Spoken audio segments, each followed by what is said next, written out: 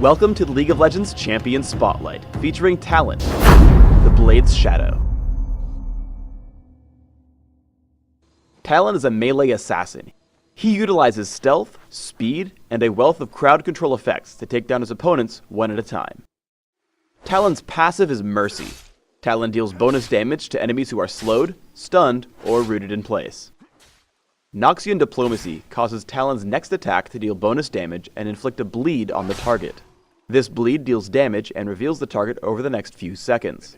Activating Noxian Diplomacy resets Talon's attack timer, so using it immediately after landing a basic attack will increase your damage output.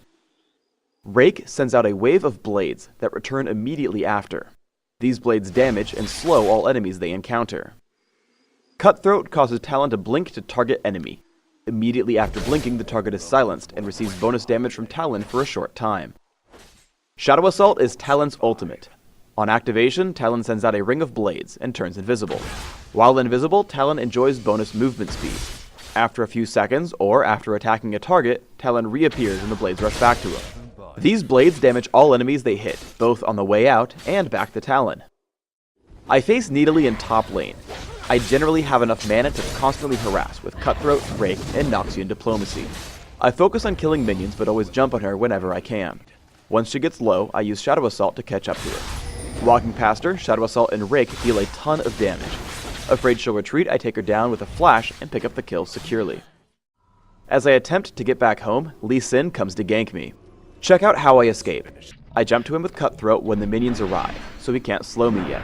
Then I immediately land Rake and keep running. I then move so that the caster minions block his chance at landing Resonating Strike. Once he breaks free, I know that he will immediately toss it out, so I juke to the right and make it out safe. We get into a team fight in the jungle. I hop onto Nidalee and burst her down, immediately using Shadow Assault to evade any counterattacks. I head over to Vayne, eventually taking her down with Rake as she runs. Afterward, I'm afraid of Alistar, so I tag him with the silence from Cutthroat and then move on to take down Lee Sin. We get into another team fight in the river. Alistar gets caught and dies quickly. We push onto Kayle, and when I get kicked out by Lee Sin, I chase with Flash. Taking down Kayle, I move on to find Vayne. I know we'll win this fight, so I'm trying to clean up kills. I use Cutthroat to prevent her escape, but she flashes first, which resulted in me dying. Our opponents make a comeback and have taken down some of my teammates. Thankfully, Talon shines brightest when your opponents have no cooldowns. Right away I jump Nidalee because she's low and a large damage threat. I then misclick and exhaust Alistar instead of Vayne. Thankfully, Jarvan knocks her up and we get both kills. After, I move on to Kayle, who has no chance to escape thanks to Jarvan's exhaust. Lee Sin joins the fray, who gets greedy when he sees Jarvan get low. Greed causes his demise and I get a quadra kill. Because Talon has good burst damage, he works really well in coordinated ganks. As Warwick and Twisted Fate get into range, I jump in with Cutthroat and take her down with Rake and Noxian Diplomacy. As an assassin, you have to do a good job of estimating your opponents. Making a wrong move will get you killed for no benefit. Here I've been harassing Nidalee and I think I can kill her. Unfortunately, as I dive her on the turret, she gets healed by Soraka's Wish and exhausts me, preventing me from dealing enough damage to kill her. I'm not sure if I could have flashed out, but either way I should have known both Exhaust and Wish were up. Talon does have some sweet escape tools. I get caught by Brand and Nidalee.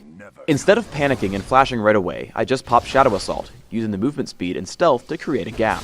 Nidalee does chase me, so I finally do flash over the wall to make it out. I push Nidalee to her turret and use Talon's largest burst combo. I flash into range and use Cutthroat. First I hit her with Rake, giving me 2 damage amplifications. Then I pop Shadow Assault and immediately attack, causing the blades to hit her twice while I deal bonus damage. I didn't even land Noxian Diplomacy and still dealt over 500 damage in an instant. Shadow Assault has a number of clever uses. I see Misfortune out of position in mid. I lead with Cutthroat, then Rake, so that my passive will give me extra damage for Noxian Diplomacy. Then I pop Shadow Assault and wait for cooldowns.